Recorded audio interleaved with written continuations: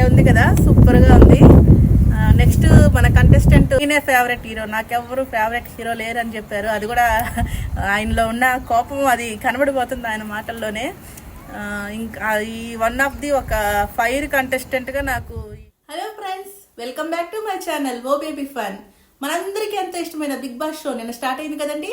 దాని గురించి ఎన్నో ముచ్చట్లు చెప్పుకుందాం పదండి మన ఛానల్లోకి. ఫస్ట్ కంటెస్టెంట్ యష్మి గౌడ గారు వచ్చారు.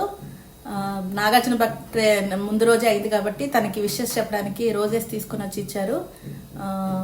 తనకి చెప్తూ మీ స్మైల్ కోసమని, మీరు మా కోసం మూవీలో యాక్ట్ చేసినందుకు, మీరు ఇచ్చిన సాంగ్స్కి కానీ అన్నట్టుగా ఒక్కొక్క ఫ్లవర్ ఇస్తూ ఎక్స్ప్లెయిన్ చేశారు.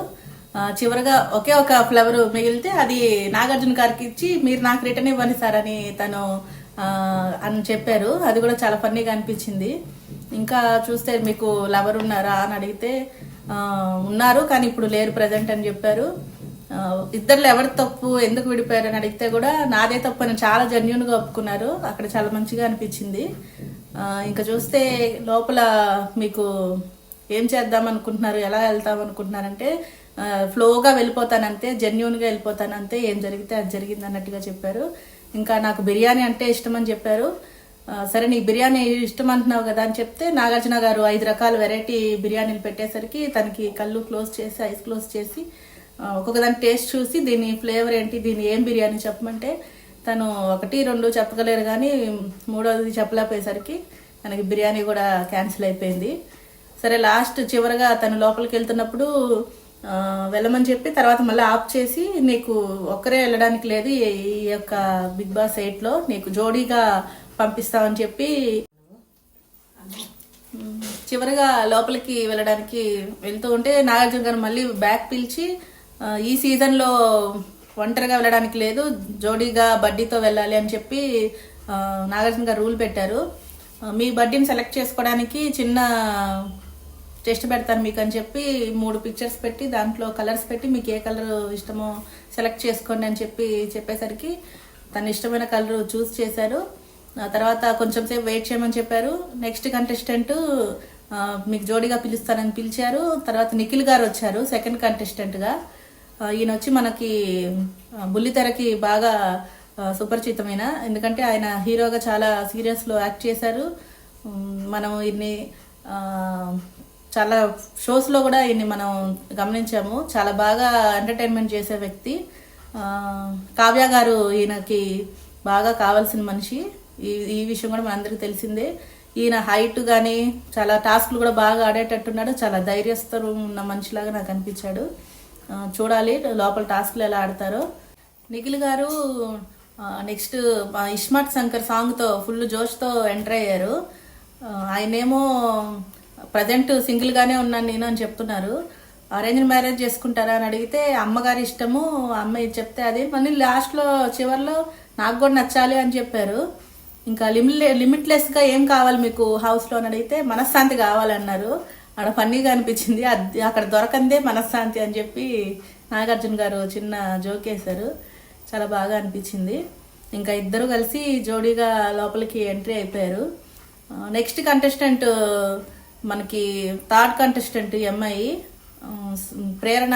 అమ్మాయి పేరు సీరియల్లో మనము చాలా సీరియల్లో చూసాము, చిన్న చిన్న క్యారెక్టర్స్ చేస్తూ ఉంటుంది. దీనికి మ్యారేజ్ అయ్యి కూడా 8 months అయ్యిందని చెప్పారు. ఇంకా పోతే వాళ్ళ హస్బెండ్ గురించి 4 ప్రశ్నలు అడిగారు. అడిగితే కొన్ని నువ్వా మీ హస్బెండా కొన్ని విషయాల్లో పోటీ పడేది అన్నట్టుగా కొన్ని విషయాలు అడిగారు. కాంటెస్ట్లో 3టికి ఆన్సర్స్ కరెక్ట్గా చెప్పారు, 3టికి కరెక్ట్గా చెప్పలేదు. నెక్స్ట్ ప్రేరణ గారికి నాగార్జున గారు చిన్న కాంటెస్ట్ పెట్టారు. 6 క్వశ్చన్స్ అడిగారు. 6లో 3 క్వశ్చన్స్ కరెక్ట్గా చెప్పారు, 3 క్వశ్చన్స్ రాంగ్గా చెప్పారు. తర్వాత నెక్స్ట్ ఆమె జోడీగా కాంటెస్ట్ని పిలిచారు. ఆయన అభయ్ నవీన్ గారు. అభయ్ నవీన్ గారు వచ్చేసి మనకి పెళ్లి చూపుల్లో క్యారెక్టర్ చేశారు. దాంట్లో మనం ఆయన విధంగా మనకి ఆయన పరిచయము. ఇంకా చిన్న చిన్న మూవీస్లో కూడా తను యాక్ట్ చేశారు. వాళ్ళ డాడీ ఈ మధ్య రీసెంట్గా చనిపోయారని కూడా చాలా ఎమోషనల్ అయ్యారు. ఇంకా చూస్తే వాళ్ళిద్దరు కలిసి జోడీగా లోపలికి వెళ్ళడం జరిగింది. తర్వాత రానా గారు మూవీ ప్రమోషన్గా 35 ఇది చిన్న కథ కాదు అనే క్యాప్షన్ తోటి నివేదిత థామస్ గారు ఉన్నారు కదా నిన్ను కోరి మూవీలో హీరోయిన్ గారు, ఇద్దరు కలిసి వచ్చారు. చాలా బాగా మాట్లాడారు. సరే లోపలికి వెళ్ళి మీరు ఒక చిన్న గేమ్ పెట్టాలి అని చెప్పి ఇద్దరిని లోపలికి పంపించడం జరిగింది నాగార్జున గారు. తర్వాత ఆ గేమ్లో ఇద్దరు జోడీలు పార్టిసిపేట్ చేశారు. ఆ ఇద్దరిలో వీళ్ళు అభయ్ నవీన్ గారు, ప్రేరణ గారు ఓడిపోయారు. నిఖిల్ గారు, యష్మి గౌడ గారు గెలిచారు. ఇది జరిగింది ఇక్కడ వరకు. అయితే నెక్స్ట్ కంటెస్టెంట్లు మళ్ళీ నాగార్జున గారు పిలవడం జరిగింది. వీళ్ళిద్దరూ జోడీల్లో ఒక జోడీ ఓడిపోయింది కాబట్టి వాళ్ళిద్దరిలో ఒక బ్యాడ్ న్యూస్ చెప్పాలని చెప్పి నాగార్జున గారు ఒక బ్యాడ్ న్యూస్ చెప్పారు. ఏంటంటే ఈ వీక్ నో కెప్టెన్సీ అని చెప్పారు. అది చాలా బ్యాడ్ న్యూస్ అన్నట్టుగా చూస్తాము. నెక్స్ట్ కంటెస్టెంట్ వచ్చి లాహిర్ లాహిర్ మూవీలో ఆదిత్య ఓం గారు కూడా వచ్చారు. ఆయన యాక్టింగ్ అప్పట్లో ఆ మూవీలో చాలా బాగా చేశారు. చాలా యాక్టివ్గా చేసేవారు. చాలా ఎంజాయ్ చేసేవాళ్ళం మన అందరం ఆయన యాక్టింగ్ కూడా ఆ మూవీలో. ఇప్పుడు ఆయన అదే యాక్టివ్తో ఉన్నారో లేదో చూడాలి. ఇంకా ఆయన కొన్ని మూవీస్లో తర్వాత ఆపర్చునిటీస్ లేక కూడా చాలా డిప్రెషన్లోకి వెళ్ళిపోయానని చెప్పారు. ఆ తర్వాత సోషల్ వర్కర్గా కూడా చేశామని చెప్పారు. ఇంకా చూడాలి ఆయన వీళ్ళందరితో ఆయన ఎలా పోటీ పడతారు అనేది చూడాలి. ఎందుకంటే ఆ మూవీ ఒక్క మూవీ చేసినా కానీ ఆయన చాలా ఫేమస్ అయ్యారు. ఇప్పుడు ఇంకో విషయం చెప్పారు, తెలుగు ప్రేక్షకులకు కూడా నేను మళ్ళీ దగ్గర అవ్వాలని కూడా ఆయన కోరుకుంటున్నానని చెప్పారు. చూడాలి ఇక మీదట. ఆయనకి పార్ట్నర్గా నెక్స్ట్ కంటెస్టెంట్ సోనియా అనే ఒక అమ్మాయి వచ్చింది. ఆ అమ్మాయి వచ్చి రామ్ గోపాల్ వర్మ గారు మాట్లాడారు లైవ్లో కూడా ఆమె గురించి. అదొక వీడియో ప్లే చేశారు నిన్న. సోనియా అనే అమ్మాయి దేనికోసం మీరు బిగ్ బాస్ హౌస్కి వెళ్తున్నారంటే ఎక్స్పీరియన్స్ చేయడానికి వెళ్తున్నానని ఒక సమాధానం చెప్పారు. ఇంకా రామ్ గోపాల్ వర్మ గారు వచ్చి అమ్మాయి గురించి మాట్లాడడము, ఇంకా ఆదిత్య ఓం గారిని పిలిపించి ఈయన తెలుసా అని అంటే ఈయన చూశాను చిన్నప్పుడు అని అన్నారు. ఆదిత్య ఓం గారు కూడా అంటే ఇప్పుడు అని అన్నట్టుగా జోక్ చేశారు. వీళ్ళిద్దరు జోడి అలా లోపలికి వెళ్ళారు. నెక్స్ట్ కంటెస్టెంట్ వచ్చి బేబక్క, విజయవాడ బేబక్క అని అంటున్నారు కదా ఆమె, ప్లస్ శేఖర్ భాషా గారు, వీళ్ళిద్దరు జోడీగా పంపించారు వీళ్ళిద్దరిని కూడా.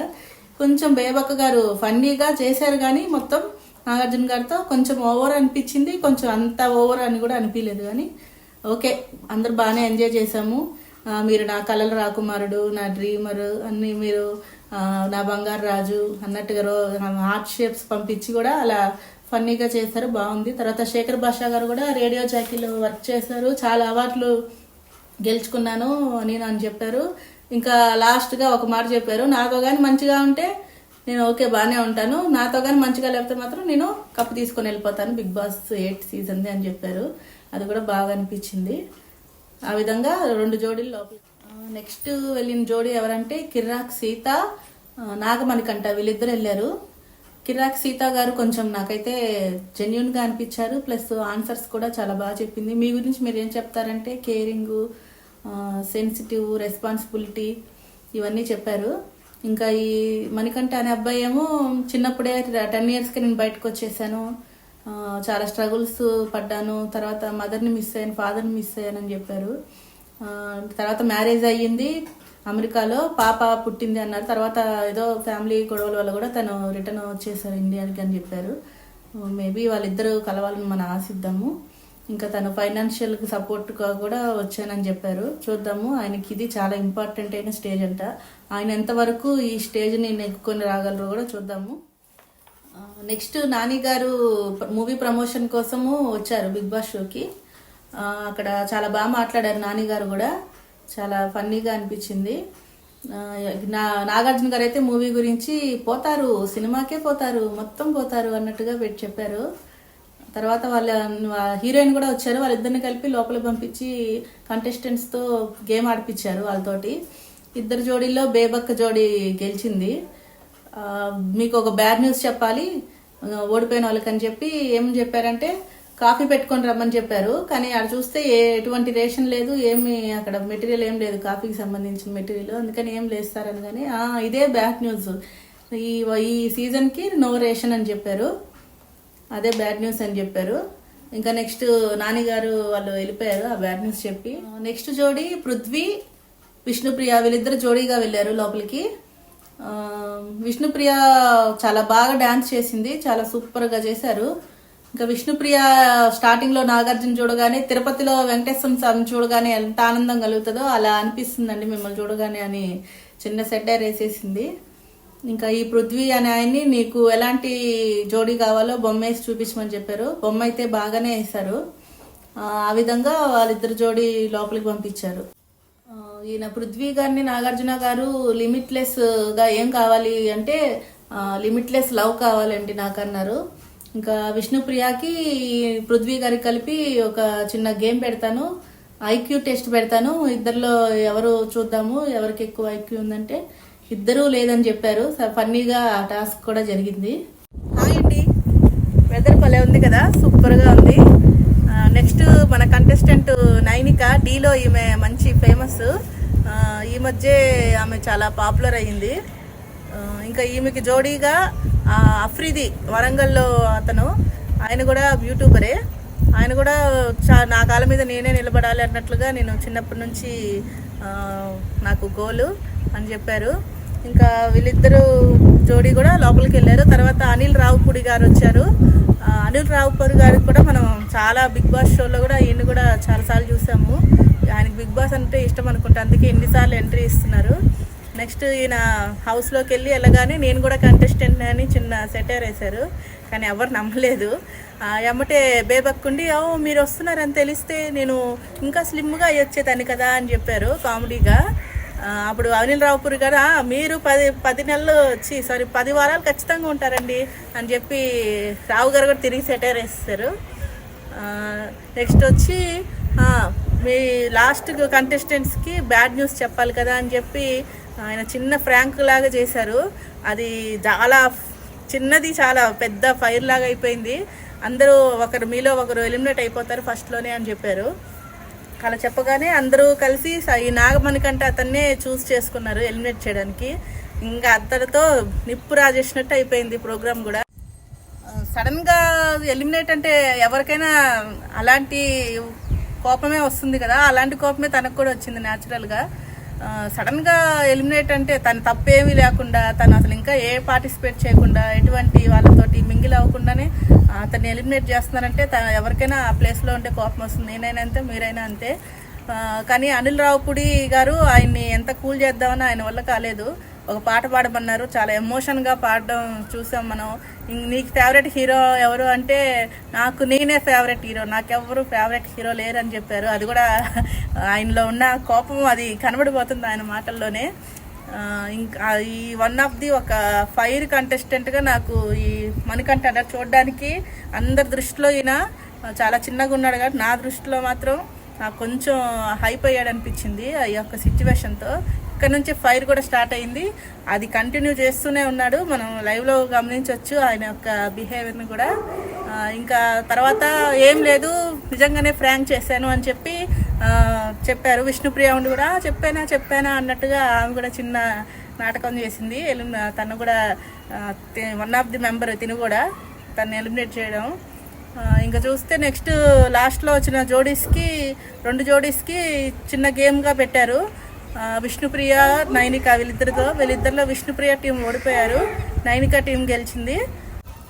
నెక్స్ట్ ఓడిపోయిన కంటెస్టెంట్స్కి ఆ గేమ్ ఓడిపోయిన కంటెస్టెంట్తో రావు గారు అన్నారు, బ్యాడ్ న్యూస్ ఏంటో చెప్పాలి కదా, ఇప్పుడు నాకు తెలియదు బ్యాడ్ న్యూస్ ఏంటో, గుడ్ న్యూస్ ఏంటో చెప్పాలి కదా అన్నారు. గుడ్ న్యూస్ చెప్పారు, తెలుసు కానీ మీకు చెప్పొద్దని చెప్పారు అని ఆయన వెళ్ళిపోయారు. ఫన్నీగా అనేసి చెప్పేసి వెళ్ళిపోయారు. ఇంకా బిగ్ బాస్ అందరినీ రూమ్లో కూర్చోబెట్టి హాల్లోకి రమ్మని చెప్పి కూర్చోబెట్టి కొంచెం ఫన్నీగా 2-3 జోకులు వేశారు. పిక్చర్ అభి బాకీ హే అన్నట్టుగా చెప్పారు. ఇంకా నెక్స్ట్ థర్డ్ బ్యాడ్ న్యూస్ ఏంటి అంటే ఒక రూమ్లో పిలిచి జీరోగా అమౌంట్ పెట్టి దీన్ని మీరు డబుల్ చేసుకోండి, ఆకాశం అంతా హద్దులైనంత అమౌంట్ చేసుకోండి అని చెప్పి మీ చాయిస్ ఇది అని చెప్పేసి ఇదొక చాలా సీక్రెట్గా పెట్టేసి ఇంతటితో బిగ్ బాస్ ఎండింగ్ షో పెట్టేశారు నిన్నంతా. ఇంకా లైవ్ నెక్స్ట్ నుంచి స్టార్ట్ అవబోతుంది, చూద్దాము ఇక మీదట ఏం జరగబోతుందో. మండే నుంచి ఇంకా నాగార్జున సార్ వచ్చే వరకు మనం నాగార్జున సార్ గురించి ఎదురు చూద్దాం. ఆయన అభిప్రాయాలు ఎలా ఉన్నాయో, మన అభిప్రాయాలతో ఆయన అభిప్రాయాలు సెటిల్ అయినాయో లేదో, మన మీ ఆడియన్స్ మీ యొక్క థాట్స్ ఎలా ఉన్నాయో నాతో కామెంట్లో పంచుకోండి. అలాగే నా ఛానల్ సబ్స్క్రైబ్ చేయడం మాత్రం మర్చిపోకండి. సబ్స్క్రైబ్. నిన్న జరిగిన బిగ్ బాస్ లాంచ్ గురించి మొత్తం మాట్లాడుకున్నాం. కంటెస్టెంట్లు అందరి గురించి వివరించేశాను. ఇంకా అందరూ హౌస్లో కూడా వెళ్ళిపోయారు. ఇంకా లైవ్ నేను కంటిన్యూగా వాచ్ చేస్తాను, మీకు ఎప్పటికప్పుడు అప్డేట్స్ ఇస్తూ ఉంటాను ఏదైనా జరిగిందంటే. నెక్స్ట్ అలాగే 3 నెలలు కూడా మనం ఈ బిగ్ బాస్ని ఫుల్గా ఎంజాయ్ చేద్దాము. అలాగే లోపల ఇప్పుడిప్పుడే ఫైర్ స్టార్ట్ అవుతా ఉంది. ప్రోమో ద్వారా గమనించినట్లయితే నిన్న జరిగిన సిచ్యువేషన్ గురించి మణికంఠ అనే మైండ్లోకి ఇంకా ఆయనకి పోలేదు. ఇంకా ఆదిత్య ఓం గారి మీద కూడా చాలా ఫైర్గా ఉన్నారు. ఎందుకంటే ఆయన మాటికి అడుగుతున్నాడంట ఆయన పర్సనల్ లైఫ్ గురించి, అది నచ్చట్లేదని చెప్పి గోరింటాకు సీరియల్ నిఖిల్కి ఆయన బాధను చెప్పుకుంటున్నాడు. ప్రోమోలో అయితే అది గమనించాం కదా మనందరం కూడా. చూద్దాము ఈరోజు ఏం జరుగుతుందో.